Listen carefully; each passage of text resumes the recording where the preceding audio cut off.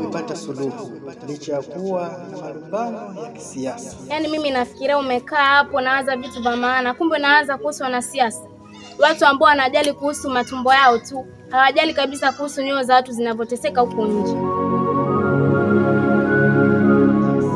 Kimya kingi kikavunja kingo zake na minyororo na kutambua kwamba ukatili sio hatima ya vijana. Na mimi sasa kama balozi wa vijana nitahakikisha vijana wote wamepata haki zao.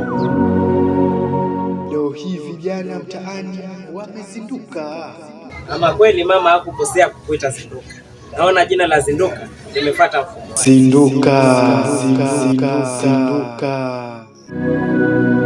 Tamthilia inakujia hivi karibuni.